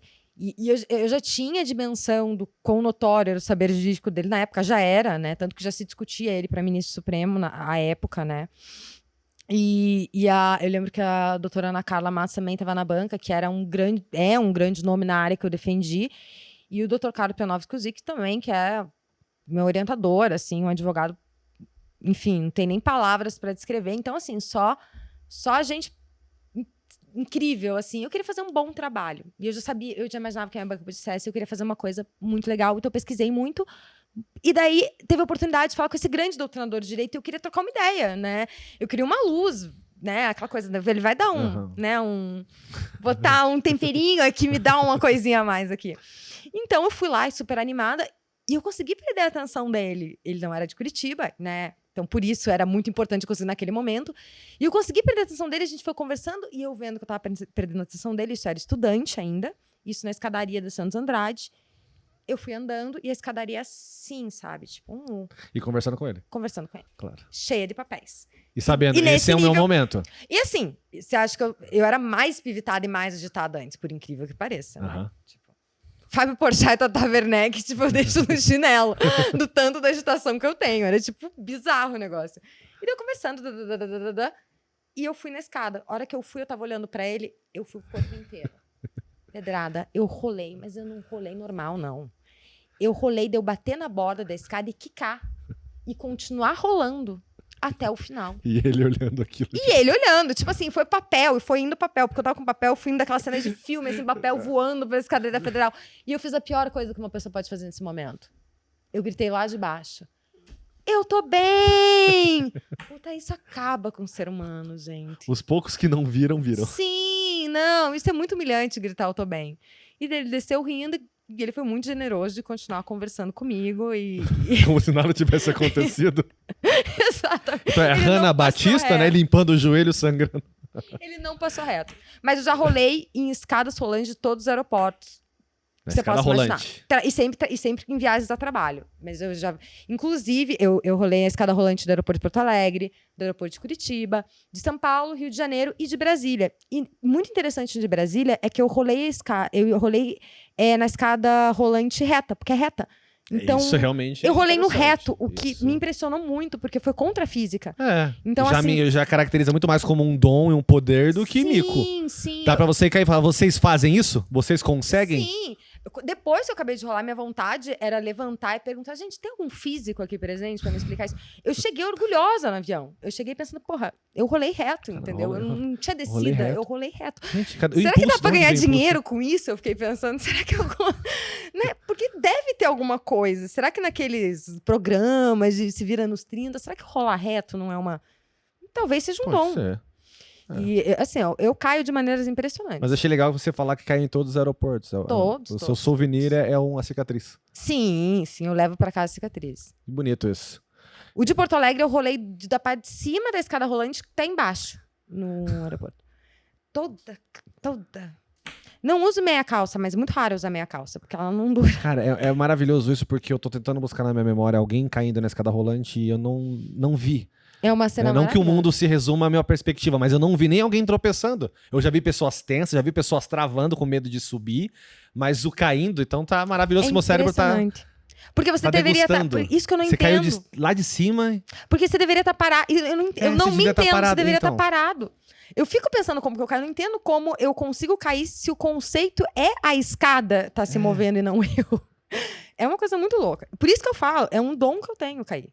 Cair é realmente tinha que filmar pra gente saber qual que é o primeiro ato antes da queda. Eu adoraria. Porque você tá parado e caiu, mas onde foi? Qual foi o gatilho aqui? Eu adoraria análise disso, assim. Eu realmente gostaria muito de Quando você morrer vendo o slide de Jesus, você pede... Como... Posso ver aquele de Porto Alegre? Nossa! Foi você que me empurrou? Não, eu vou falar, quando eu morrer, assim, dizem que quando você morre, passa um filme na tua cabeça. Vai ser tipo, eu caindo, me formando. Caindo, nasce uma filha. Caindo, nasce outra. Caindo, casando, ou casando. A ordem dos fatos da minha vida também não é muito... Não é a tradicional, é um pouco confusa. Mas, assim, eu caindo, intercalando com momentos importantes, assim. É isso que eu fiz na vida. É que eu não vou conseguir lembrar exatamente da frase do Rock Balboa, né? Que não importa quantas vezes você apanha, quantas vezes você cai e levanta, coisa assim. Eu sou Enfim, uma lutadora. você é a frase motivacional disso. Eu sou uma lutadora, porque eu levanto umas 5 vezes por dia. É impressionante. Eu tô com ralado hoje, entende? Eu achei estranho uma pessoa de vestido de joelheira, mas agora eu entendi o motivo. Mentira. Eu tô de calça, Pior que tem que avisar de estar no Brasil, é capaz da pessoa... Não. Meu, que pessoa brega. Você viu joelheira? Não, mas o cara falou, porque você sabe, né? Se a pessoa falou, hoje em dia é científico. Pronta pro top 5, minha amiga? Pronta. Agora é sua vez de falar a verdade, nada mais além da verdade. Nós conseguimos Sou enrolar obrigada, na frase mais né? óbvia. Não vamos discutir sobre isso. A lei me obriga. Você vai inverter. A lei me obriga. A advogada, Pedro, tira o advogado, senão você vai inverter o top 5 aqui, que eu não vou conseguir Vamos lá. argumentar contigo de jeito nenhum. Como diz o seu marido no stand-up dele, né? Você pode cagar no sofá, que no final você convence que foi ele quem cagou no sofá. Então, Tadinho. leva isso pra vida. Dá uma dó. Eu não casava comigo, não. Você quase me inverteu o top 5, foi um negócio assustador. Era uma pergunta retórica que de repente virou uma reflexão, não é obrigatória. Eu não assinei nada, Ju. Eu não assinei nada. Você quer fazer 5 perguntas, eu não sei quais são as perguntas, sou obrigado a responder, quem é você? É isso aí. Então é um top 5, ele é facultativo. É uma coisinha assim, entendeu? Tá de boa. É sim, é um ser livre. Cuidado com liberdade de expressão, Monark. Vamos lá. Beijo, né? Então vamos... Gente, o que foi aquilo, O né? que foi aquilo, O que né? foi aquilo? A única coisa que eu posso falar é que eu assisti Vikings e tem um rei... Eu Vikings preciso que é dizer... igualzinho o Monark, ninguém nunca fez o meme. Por favor, alguém faça. Quem assiste Vikings tem o Essex, e aí tem uma cidade acoplada lá, um reino. Aquele rei é igualzinho o Monark. O resto eu não vou entrar em. Preciso dizer uma coisa sobre isso. Eu acho muito engraçado as pessoas me perguntando a minha opinião sobre isso. Eu acho muito bom. Então, qual que é a sua opinião sobre o que ele falou? Qual a sua opinião sobre legalizar o nazismo? Que pergunta complexa. Olha, tem que analisar bem, né? Não é uma coisa que eu preciso tentar analisar. Gente, é crime de ódio, gente. Não tem muito o que analisar, entendeu? Não vou sentar e pensar, vamos analisar a criação ou não num partido nazista. Gente, antissemitismo não pode. Ah, mas liberdade... Não pode. Entende? Ah, mas minha liberdade de expressão. Gente, vocês não podem interpretar as coisas como a liberdade de expressão, eu posso falar o que eu quero. Não é assim que funciona. São princípios. Você não... Tem o princípio da dignidade da pessoa humana, então. E o princípio do direito à personalidade. Entende? O princípio... Então, não é assim. Não, você não pode falar o que você quer. Entende? E eu já As pessoas não aceitam serem mal recebidas numa loja. Que ninguém quer ser recebido de uma maneira mal educada. Mas se um vendedor é mal educado com você, já te tira do sério um absurdo. Então já começamos. Liberdade de expressão, ele pode falar oi do jeito que ele quiser. Ele pode falar, oi, cuzão. E então, no básico, você já vê que não pode ser assim. Imagina de alguém que a gente tá falando sobre um palanque. Podia, né? Você entra e fala, vou começar oi, a explicar cuzão. assim. Eu vou começar a explicar assim. Eu vou começar a entrar nesse tema dessa forma. Imagina você entrando numa loja e o vendedor fala, oi, cuzão. E ele falou oi e falou cuzão, porque você tem cara de cuzão. Ele só foi sincero. Sincero, né? Tudo bem, ele tem o direito de falar isso. Direito. Mas, gente, é antissemitismo, né? Não tem nem... E o que é mais triste, assim, é porque é muito ruim a gente entrar na vida dos outros, mas fazer figura pública acontece isso. No dia seguinte, que ele já viu todos os cortes que a gente viu, ele podia ter visto o tamanho do buraco. E aí ele disse que foi tirado de contexto, mas podcast não dá pra você falar isso. Porque a pessoa assiste inteiro. E aí você vê, e o pior que os cortes, pela primeira vez, tem um contexto, que mostra o início. E ele ainda fala, mas tem problema ser anti-judeu? Não, mas... E aí, tanto é que foi 1 hora depois o outro vídeo explicando que tava bêbado. Cara, mas você tava bêbado desde ontem, então o próximo já tinha que ter sido sobre a bebida. E o fato dele estar bêbado não é excludente. Não, é óbvio que não, mas eu quero... juridicamente falando, entendeu? Juridicamente falando, não faz diferença. Né? E não tem um corte. Você fala, porque eu acho que tem que criar um partido nazista, a pessoa tem que ter o direito de não gostar de Deus ser antissemita. Não tem uma possibilidade que isso esteja fora de contexto. Essa frase por si. O único corte que podia salvá-lo é se ele encontrar um corte onde, antes dele começar a falar, ele falasse isso. Imagina que idiota se alguém dissesse. E aí veio pra ele. Exatamente. Então, se eu fosse ele, eu montava um cenário, colocava esse corte e falava aqui, ó. 6 segundos. Que mudaram toda a perspectiva. Mas não aconteceu. É a única chance. Mas foi. Enfim. Mas assim, tirando a parte cômica, eu fico só com a parte trágica. E eu fico triste. Que é algo que eu conversei com a Thaís, não foi pro ar, assim, tudo bem. Essa questão do cancelamento, ele acontece e precisa acontecer. Mas eu sempre explico que o cancelamento existe desde que o mundo é mundo. Então a gente pode lembrar que o que fazia na aquisição era um cancelamento mais visceral. Então nós sempre excluímos, era né? mais pesado Um pouquinho mais. Vamos cancelar aquela mulher. Ela é bruxa, por quê? Porque ela pensa. Ela pensa. Vamos entendeu? cancelar com fogo. Vamos. Não, queimam tua carreira naquela época, Ninguém queimavam a tua pele. Não, fogo mesmo, né? Enfim, mas aí o que acontece? As pessoas, elas estão esperando o cancelamento. Isso eu acho triste, porque eu lamento pelo cara. Eu lamento porque ele acabou com a vida dele por algo que ele falou e algo que ele pensa aquilo. Então o que acontece? Sim, lamentar por ele. Sim, não lamentar perder uma carreira. Eu falo assim, a pessoa ela vai acordar com a crise de consciência dela no outro dia, vai ver que ela ferrou todo o sonho dela, foi algo que ele criou, e ele não vai ter mais o respeito nunca mais. Porque foi uma ideia disseminada, não foi uma palavra mal colocada. Então eu lamento pelo ser humano. Igual quando eu conheço um cara racista, eu lamento por ele. Porque já se coloca na perspectiva dele como o mundo dele é triste e errado. Sim. Entende? Então, o que eu acho que é o cancelamento natural vai acontecer, mas eu acho que as pessoas, com o tempo, elas deviam ficar um pouco tristes de estarem cancelando alguém. Você vai continuar cancelando. Por exemplo, eu gosto muito de você. Digamos que amanhã eu descubro uma opinião horrorosa. Eu não vou ficar feliz. Porque eu descobri uma pessoa que é super legal, mas não imaginava. Ou, pra ficar um exemplo mais claro, o Lelo. É um cara incrível. Descubro que ele bate em você. Eu vou ficar triste. Entendeu? Eu falei, puta, era um cara que tinha um puta do potencial e é esse lixo. E nunca... sabia que tinha um problema. E é isso que eu vejo nas pessoas. É uma necessidade de derrubar que ficam felizes de descobrir um podre de alguém, entendeu? Quando na verdade você fala, que triste que essa pessoa é podre. Isso é muito real. Agora, outra coisa bizarra é as notícias, né? Cada vez... Quando saiu essa, eu falei, cara, é um show... A gente tá vivendo um... Eu vejo, às vezes, as pessoas perguntam muito opinião por causa do advogado, essa posição de avaliar juridicamente... Nossa, essa situação é complicadíssima. Eu tô tendo que interpretar coisas, assim, surreais, assim, sabe? Então, vamos ler... Eu tô dando meu parecer sobre coisas que eu falo... Gente, parece que eu tô na Idade Média, tá ligado? É muito louco, parece, então... queimar uma mulher na praça porque ela é bruxa, Hannah. Qual que é a sua opinião? Eu, tipo... E você acha que, tipo, não, isso é piada. Daí você vai assistir, você vai ver... Aconteceu, entende? É muito surreal. A gente tá vivendo um momento muito bizarro. É que a gente já gastou demais essa palavra surreal, porque ela devia estar sendo usada agora. Sim. Porque realmente agora a gente vive um surrealismo das coisas. Não tem mais diferença das piadas ou as manchetes de sites de humor e as manchetes reais. Sim, agora você não precisa ser humorista, você lê o jornal. Na verdade? Agora deu uma... Doeu pra você e pro Lelo, né? Deu uma doidinha aqui. Doeu mais no Lelo. Deu uma chorada. Eu sou anarquista desse mundo triste. Do comediante chato e arrogante. 5 perguntas. Raça que eu não gosto. Na maioria eu não gosto, é a vida. E vocês não são nada pra cancelar ninguém, foda-se. Agora vamos lá. 5 perguntas. Isso. E eu já elogiei o trabalho do Lelo, já tá implícito como respeito bons comediantes. Mas a cena, em geral, eu brinco que a comédia é muito parecida com... A comédia é muito parecida com o cristianismo. A comédia é linda. Cristo é maravilhoso. Agora, os que compõem... Resumindo, você não gosta do Lelo, você acha o trabalho dele ruim. Vai, 5 perguntas. Não, o Lelo é muito bom. Agora o resto. O cara não consegue parar. Vamos lá, 5 perguntas. Já falamos isso 28 vezes. Mas agora vamos começar. E lembrando que você não é obrigado a responder nada. Né? Você tá não assinei aqui. Nada. Não, nada. E faz o que quiser. De repente você devolve a pergunta, tudo bem. Aquelas bem infantil, a vida é minha, a boca é minha, eu respondo. Isso. Qual foi o pior momento da sua vida? Difícil, mas... Eu acho que um momento muito dolorido pra mim foi o momento do diagnóstico da Gabriela.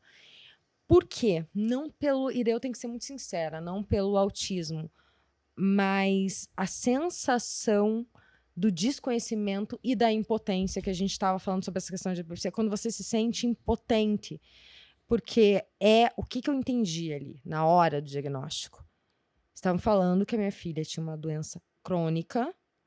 Foi o que eu entendi, gente. Mas autismo não é doença. Eu estou falando como eu entendi naquele momento, entende? Sim. Eu não, mas nada. Sim, mas eu não era obrigada a saber. Eu estava numa sala pela primeira vez para trabalhar sobre o tema. Isso fazem muitos anos. Minha filha estava com uma doença crônica incurável que afetava a potencialidade de desenvolvimento dela. Meu mundo caiu. Ela é, né? Era porque agora tem 2, né? Então hoje elas são as coisas mais importantes da minha vida.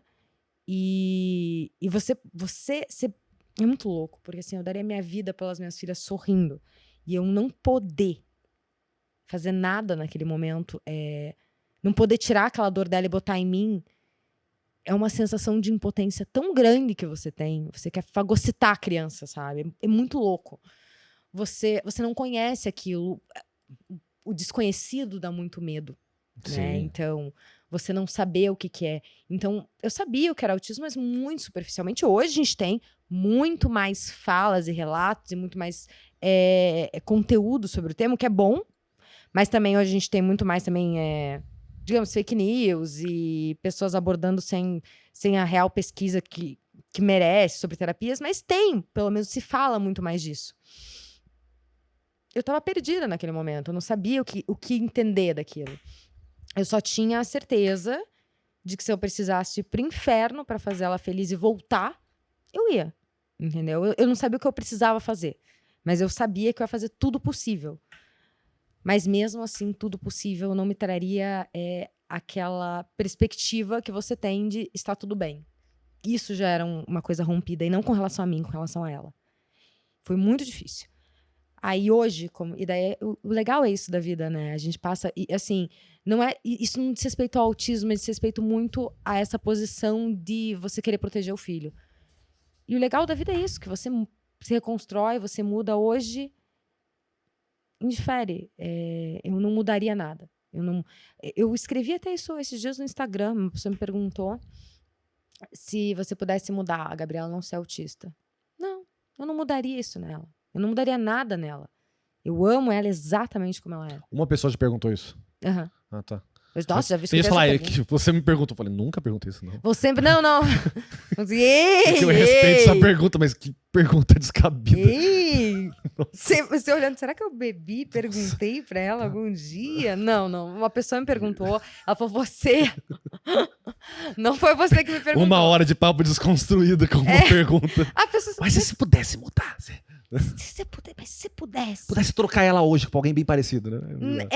Mas assim, tem muita gente que pergunta isso. Uhum. Se você pudesse escolher que a Gabriela não teria autismo, se você tivesse 3 pedidos, qual seria o primeiro? Daí eu falo meus 3 pedidos, a pessoa fala, você não pediria pra Gabriela não ser autista? Não. Porra, sério que a pessoa faz isso? Direto. Nossa, a pessoa Eu escuto esse tipo de pergunta todo dia. Prepara uma sketch pra no final chegar no ponto que ela quer. Juro, sim. 3 desejos, esse, entendi. Mas, Nossa. Caralho, eu sei que o desejo era meu. Não, eu acho que volta, né? Eu acho até bonitinho quando a pessoa faz assim, porque ela tem a preocupação de preparar a sketch pra mim. Eu gostei, ela preparou. Eu sei onde ela vai acabar. Eu vejo vindo, lá da esquina. A pessoa tá vindo com fubá, já tô com o bolo pronto, velhinha acesa, tá coberto o bolo. Na próxima, você tem que falar os 3 desejos e falar assim, e se tivesse um quarto, não ia ser mudar ela. E hoje eu não mudaria, eu sou muito feliz com a vida que eu tenho. Claro, felicidade é uma coisa, né? Ninguém é feliz o tempo todo. Felicidade é o meio, não o fim, né? Então... felicidade você tá o tempo todo feliz, procure o médico. Diria a Frejá, sério sorrir isso? de tudo é desespero. Exatamente. Nossa, adoro esse trecho. E acho maravilhoso pensar que sorrir de tudo é desespero. E ao mesmo tempo que um dia sem sorrir é um dia desperdiçado, que seria o Chaplin. Eu acho que a gente tem que viver nesse meio termo. De sempre estar procurando sorrir, mas você não consegue sorrir a todo momento. É óbvio. Sim. A música Smile é linda, mas, né, ele não falou pra você ficar que nem o Coringa, né? Um excelente exemplo. Né? Você quer falar de um sorriso constante que não tá feliz? É um pouco assustador. É. Então, eu sou muito feliz, mesmo a Gabriela sendo autismo. E não é mesmo que... ok, entende? Tá ok. Mas na época foi muito difícil entender tudo o que estava acontecendo. E muito difícil. Mas é porque o que antecede o conhecimento é a ignorância. E o problema é não se aceitar como ignorante. Então, como eu falei, qual que era a sua posição ali? De ignorância. De desconhecimento. E as pessoas confundem ignorância com estupidez. Ninguém falando de estupidez. Ignorância. Se você reconhece sua ignorância, você aprende sobre coisas. Por isso que o tempo todo aqui eu trago pessoas de qual eu desconheço o assunto que ela está falando. E toda vez que a gente conversa, eu aprendo mais. É assim que funciona. E é isso que eu penso quando eu trago um canal de comunicação. Entende? Aí as pessoas falam, mas essa pauta? Cara, essa pauta eu não sei sobre nada. E eu tenho que tirar uma referência de alguma coisa. Eu não vou procurar o que o mundo não sabe. Eu pauto por mim. O que eu não sei. E considerando que eu sou uma pessoa totalmente aberta ao mundo, então eu deduzo. Se eu não sei, poucas pessoas sabem, porque eu já sou o tipo que procuro. A gente tá conversando sobre bolhas. Eu tento não ter uma bolha. Eu tento a minha bolha ser a vida. E é por isso que a gente se dá tão bem. Nós, como casalzeira, tudo. Porque a gente conversa sobre tudo. Não tem um assunto que... Não, inclusive a gente falou que a gente abriu vários parênteses e pirou, mas assim... Foi até tranquilo perto Todos do que fechados. a gente fez ali. A gente conseguiu fechar legal Todos fechados. As coisas. E com 6.000 chopes. Sim. Né? Sem apologia. Não. Se beber, não grave podcast. Se beber, não grave... Exatamente, se beber, não grave podcast. Já tá explicado. Ó, a aguinha aqui. Vamos pra Mas pergunta. olha, você poderia me embebedar que mesmo assim é engraçado. Quando eu fico bêbada, não defendo o Você nazismo. nunca virou um tequila? A tequila falou, matar judeus! Não. Ah, era jamais, saúde? Jamais. Arriba, barro, morte neles. Arriba, barro. Arriba, barro. Não, eu bebo e o que, que eu faço? Eu mando mensagens que eu me arrependo, né? Para as amigas. No passado. Isso foi piada, isso padrão. Não. Adorei o olhar Qual dele. foi a Eu vou sua? traduzindo aqui, ele não riu. Não. É assim, quando você bebe, você faz besteira, normal. certeza. Você não vira o Hitler, né, Exatamente. gente? Tem uma grande diferença. Enfim. Nossa, tá muito louco, vamos surrar um gordo. Não, Acho não. que você já queria, né? Você bebe, opa, vou fazer um filme de ódio. Não.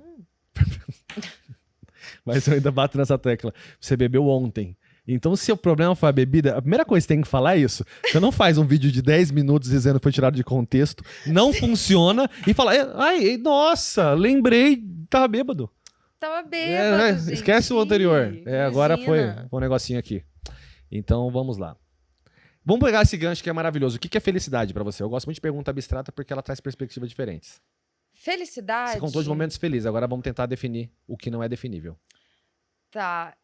O meu conceito de felicidade é bem estranho, na verdade. Tem um trecho. Eu adoro Hamlet, tá? E é um livro que eu leio pelo menos uma vez por ano. Eu sou enlouquecida por esse livro. Sou enlouquecida pelas obras de Shakespeare em geral. E Hamlet, pra mim, é meu bibelô. E tem um trecho que Polônio, de uma conversa entre Polônio e Laertes, que eles estão conversando e ele dá conselhos pro filho. E ele, embora ele seja um personagem bem, tipo, bem perdido, assim, sabe? Perdido não, mas ele é um idiota, falando assim, sinceramente, tá? Então, resumindo, os conselhos que ele dá são coisas que eu carrego, assim, muito. Eu até vi um vídeo que era do... Eu não vou lembrar. Eu não sei se era do... Aquele que sempre grava o Teu Cortella e o Karnal. Carnal. O Karnal que também, ele fala muito sobre Professor Shakespeare. Xavier. O professor Xavier... Ai, gente, se eu soubesse que podia já ter lançado essa de Professor primeira... Xavier que Eu já pode tinha usar falado. Mizuno. Né, mas ele fala muito bem sobre Hamlet. E ele tava falando exatamente desse trecho, que eu adoro, desses conselhos. E ele fala vários conselhos pro filho. E ele termina com conhece a ti mesmo, né? Os outros conselhos são maravilhosos, leia. Se seguir aqueles conselhos, a vida decola. Eu falo, aquilo ali é o resumo do que você tem que fazer na vida.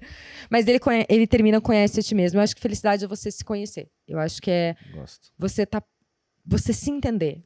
Não completamente, né? E não a todo momento, como diz Cazuza, eu vou pagar a conta do analista para nunca mais ter que saber quem eu sou. Todo mundo já teve dessas.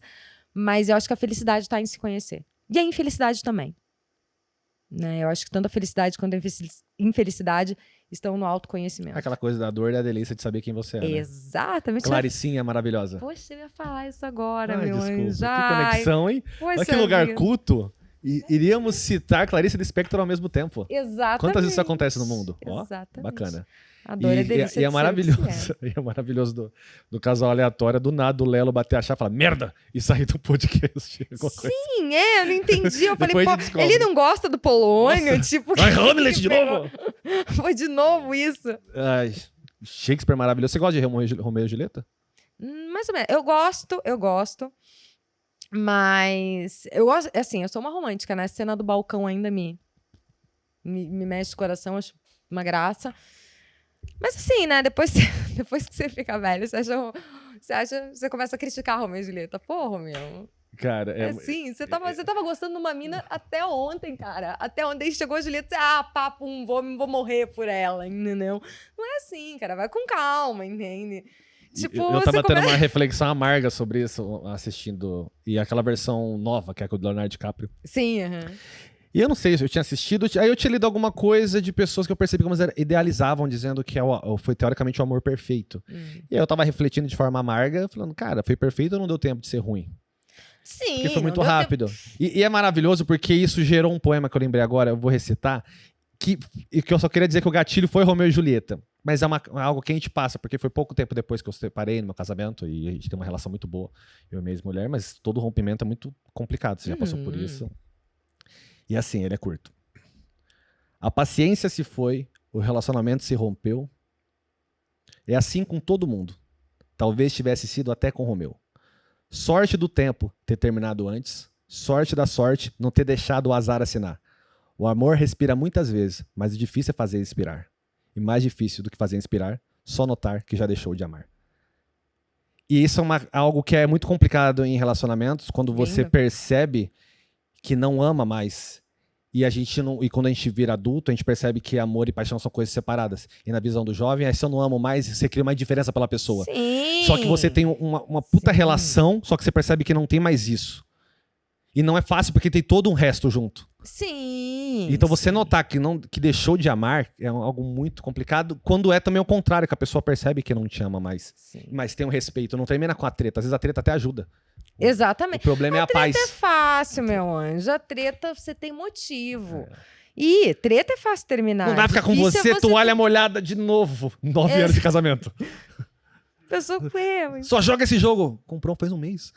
Sim, tipo, é assim, a treta ajuda, mas quando você vê Romeu e Julieta depois... É assim, você tá lendo, assistindo. A última vez que eu li, eu me peguei falando, porra, não fode, Romeu. Sabe? Tipo, mas que você assiste torcendo pro cara acordar antes. Não vai tomar. É uma coisa muito contra-inteligente. Mas você fala, não. Dá muita raiva. Sim. Aquela. Avisa! Lê a carta. Mas assim, as pessoas, elas olham Romeu e Julieta também muito como expressão do amor, romantismo. Mas não, tinha uma ideia também de mostrar que esse amor jovem é frívolo, é inconsequente. Eu acho que tem muito disso. Fora que é muito mais drama obra. Do que romance, porque é uma história real. Foram 7 ou 13 pessoas da família nesse tempo deles do relacionamento. Que é uma parada muito sinistra. Isso que é muito louco, né? Isso é muito sinistro. Então, todo mundo. E, tipo, você Shakespeare endeusou, mas de uma maneira bonita, porque tem que colocar arte naquilo. Mas é real, é só sobre drama, sobre uma menor de idade e pessoas morrendo de família. Mas eu não acho que ele endeusou.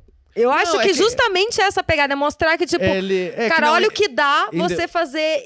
Olha onde dá você simplesmente falar, tô apaixonado, foda-se o mundo. Entendeu? Ele transformou em arte. Endeusou, eu acabei levando pra um lado que é definitivo, que é o certo, e não foi isso que aconteceu. Ele trouxe um drama mesmo.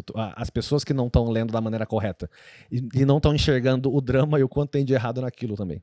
Gente, o que eu gostaria de fazer um adendo aqui é... Eu gosto de Shakespeare, mas eu não sou expert nisso. Posso estar falando muita besteira.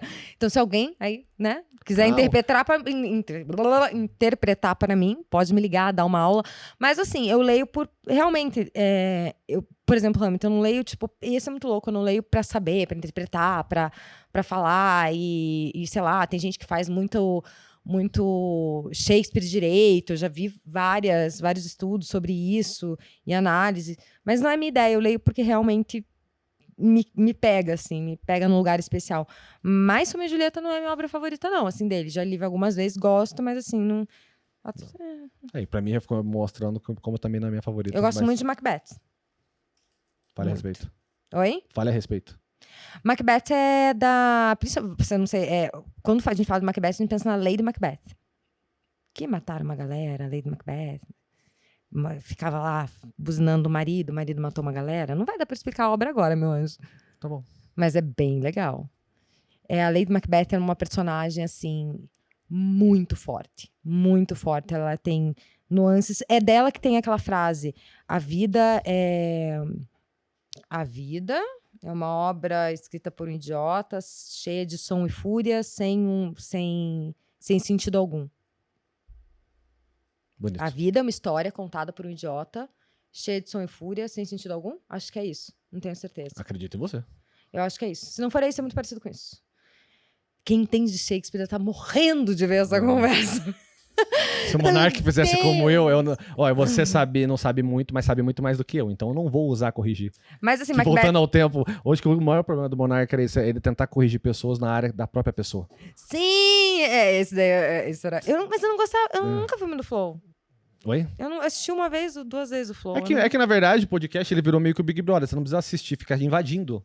Então, se eu parasse pra analisar realmente que episódio que eu assisti do começo ao fim, acho que nunca nenhum. Quanto tempo a gente tá aqui? A gente fazem 84 anos. Mais ou menos por aí. Então vamos pra terceira pergunta. O que é arte? Arte é expressão, na minha visão. Arte é expressão. Arte também é o que uma rodinha de pessoas diz e define como arte, infelizmente, né? Mas arte, pra mim, é expressão. É expressão. É isso. Eu vou ficar repetindo a expressão. Só com timbres diferentes. Com timbres diferentes. Expressão. É de expressão. Expressão. Você sabe de onde vem a palavra arte?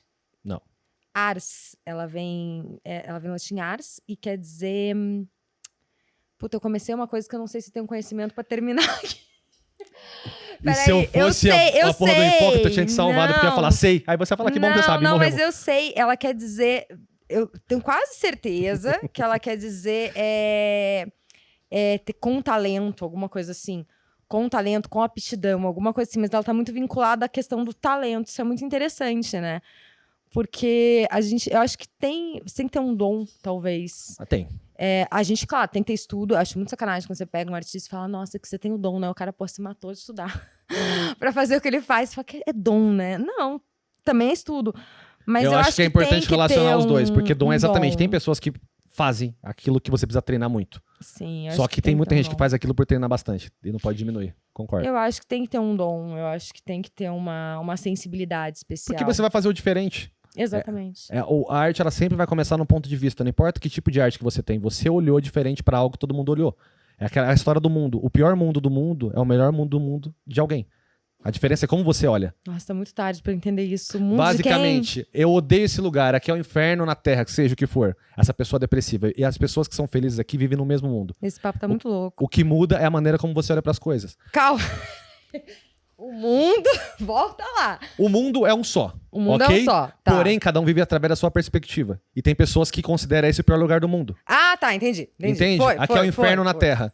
E a pessoa que é positiva, e ambos vivem no mundo real. Sim. Então ninguém tá errado. Mas o que muda é a perspectiva. Então que seja um desenhista, que é uma coisa que o Lelo faz muito bem. Ele consegue ver coisas que os outros não estão vendo. Sim. Eu vou pegar o mesmo lápis, ele vai falar que caminho eu tenho que seguir. Não. Aí talvez eu repetir o desenho dele, eu consiga. É esse ponto de vista. O que seja do comediante. Ele tá vendo um fato que todo mundo leu. Só que ele trouxe um ponto de vista que ninguém pensou. Pois é. Eu tenho um certo problema com a palavra arte, porque tem aquela coisa de, tipo, assinarem o mictório do banheiro e falarem que é arte, tem aquelas coisas nos quadrados, as pessoas falando que é arte, tem leilão de arte, então, o problema não tá na arte, o problema é que é fácil escrever arte. Não, então, as pessoas veem arte, nossa, essas manchas são super arte. Eu não tenho essa sensibilidade, entendeu? Eu olho e falo, são manchas, entende? Tipo, mas quer expressar o ódio, o amor, e eu olho, não. Jogaram uma lata de tinta naquela tela. Mas expressa o interior do artista. Eu, tipo, não, cara, realmente só jogaram uma lata. Eu faço isso. Eu tenho uma regra de desenhos abstratos. Eu me sinto burra na arte. Sim. Porque parece que, tipo, tentaram me explicar uma vez o dadaísmo, a importância do dadaísmo. Eu fiquei, tipo, olhando pra pessoa, tipo, não, cara. Não, só não. Só não. Eu não compraria essa merda. Então eu tenho um problema com a palavra arte por causa... Eu acho que, assim, eu fiquei com um certo... Quando você tá na escola, você estuda um pouco de definição de arte, né?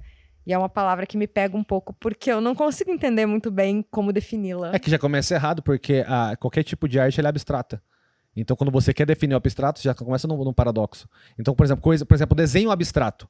Eu só gosto de ver quadros abstratos quando eu leio a análise do próprio pintor. O problema é que as pessoas querem achar a análise dela e muitas vezes elas acham mais coisas que o próprio pintor. Ele não pensou nisso tudo. Então, o que acontece? Ele fez aquilo com esse determinado sentimento. Depois que eu escuto a perspectiva dele, eu tento ver com a perspectiva dele. Então, eu não ligo para análises de críticos de arte, porque para mim é um cara que muitas vezes está tentando deixar o bolo mais bonito. Agora, eu também não posso resumir numa... Por exemplo, o abstrato tem muita coisa que o cara faz de uma maneira que, depois que eu escutei a explicação, eu falo, nossa... Ok? Mas qual que é o grande problema? As pessoas não conseguem aceitar a própria ignorância. Então, o que acontece? Que eu acabei de falar. Eu tenho que ver a explicação dele. Então, eu tenho que ver a explicação dele. Porque se ele mostrar, eu falar... Derrubou um macarrão aqui, onde você vai pintar? Foi aqui que você pintou, bacana. Eu sou ignorante pra caramba. Mas a ignorância sempre antecede o conhecimento. Sou ignorante. O que você fez aqui? Me contou, fez sentido. E ao mesmo tempo que ele pode falar algo que você pensa. A sua arte não foi executada. Essa coisa, tipo, mas esse bando de corpo, eu juro, eu queria ter sensibilidade pra ele, eu queria muito ter sensibilidade. Mas nem o próprio artista explicando pra você não pega? Não, eu fico olhando pra cara dele e falando, não, você jogou tinta nessa merda. Entendi. Entendeu? Entendi. Eu não consigo olhar e falar, consigo ver sua raiva. Não consigo. Você quer fazer eu ver a raiva, desenha alguém assim. Mas aí você saiu do abstrato. Eu sou meio óbvia, Você é o meu literal, entendi. Eu gosto de uma coisa mais literal, entendeu? Porque a mancha vermelha escreve raiva. Exato, escreve raiva. Entendi. Ele faz alguém com cara de raiva pra mim, entendeu? Bota uma situação, tipo o quadro grito. Eu entendo, entendeu? Eu entendo, aquela parada tá bem clara pra Sim, mim o tá que ele bem quer clara, passar. porque- A Guernica, tá bem clara o que eles querem passar ali. Mas esse bando de cor, eu não consigo entender, meu anjo. Me dá uma forma. Pô, Picasso fez uma coisa meio que, tipo, esquisita, mas beleza, eu entendi, entendeu? Eu consegui pegar a tua mensagem. Acho foda. Agora, nossa, foi muito legal, porque eu fui advogada até um ponto, e depois que eu soltei, os palavrões veio um atrás do outro. Agora, essa coisa abstrata pra mim, eu queria ter sensibilidade, eu admiro quem tem, mas eu sou muito perdida nisso. Eu fico tipo, tá bom. Eu finjo que entendo, fico tipo, Bacana. sabe? Só fingindo. É expressão. Expressão. Eu finjo. O que é alma pra você? Alma. Essência. Essência. É o que vai além do corpo, que você não explica, né? Eu acho que se a gente for ver muita coisa explicada por... Alma é o que eu sinto quando eu olho para as minhas filhas. Para mim. Não alma, tipo, no sentido amplo, né? Alma pra é o você. que... Mas para mim é o que eu sinto quando eu olho para as minhas filhas. Porque todo o resto, não que eu explique dessa forma, mas pode ser explicado por transmissões nervosas, por hormônios, pelo nosso corpo, né? A ciência explica. Mas quando eu olho para elas, eu não acredito que tenha explicação científica para decifrar o que eu sinto. Não dá pra Entende? definir. Não dá para definir. Não que eu acho que o amor e o carinho que eu sinto pelas outras pessoas não venha da minha alma e não seja reflexo disso. Mas a única coisa que transcende, que eu falo, isso ninguém conseguiria me explicar, é o que eu sinto. Eu não consigo botar em palavras, entende? O que eu sinto quando olho para elas. Então, para mim, seria isso. A alma é o que eu sinto olhando para as minhas filhas. E a última. Existir é. Chegamos na última, hein? Achei que nunca chegaríamos e fôssemos abrir vários parênteses. Existir? É. Eu prefiro não saber o que é. Eu prefiro experimentar a minha existência a cada minuto e talvez descobrir no último segundo, entendeu? Eu quero descobrir o que é existir no meu último segundo de vida. E espero que tenha valido a pena tudo que eu fiz, que eu acredite que naquele momento, né, da partida eu falei, pô, valeu a pena. Eu acho que é isso. Eu acho que é experimentar, eu acho que é de se descobrir o mundo o tempo todo. Eu acho que é olhar o mundo com olhos de descoberta o tempo todo, não ter certeza de nada, sabe? Experimentar o mundo todos os dias. Não, gosto. Eu acho maravilhoso a gente sempre permear, eu gosto disso, de trazer algo abstrato para a pessoa tentar definir, porque não tem como. Mas é aí que o nosso âmago fala. Então foi maravilhoso que para você não tinha resposta, mas veio buscando e eu achei a resposta ficou perfeita. É experimentar. Experimentar, você acaba relatando o que você vive no seu presente ao mesmo tempo que você não define nada. Você se coloca ignorante perante a vida. Exatamente. Eu estou experimentando, que é algo que todo mundo pode fazer o tempo todo. Eu não estou dizendo o que é. Exatamente. E é por isso que eu sempre falo que eu acredito que são as perguntas que movem o mundo. Então é muito importante você fazer a mesma pergunta para pessoas diferentes e ouvir perspectivas diferentes. Então foi muito bom essa conversa, como sempre, a chance que foi gravada, extremamente aleatória. As pessoas que já tinham dúvida que esse programa não era editado, hoje vão ter certeza que não vão mudar nada. Tem partes que devia, mas não vamos, fica aqui. E, Hannah, muito obrigado pela tua presença, pela tua espontaneidade, que é algo que é muito genuíno no mundo e é muito raro, infelizmente. Que a gente vive numa realidade onde se tenta toda hora artificializar a espontaneidade, né?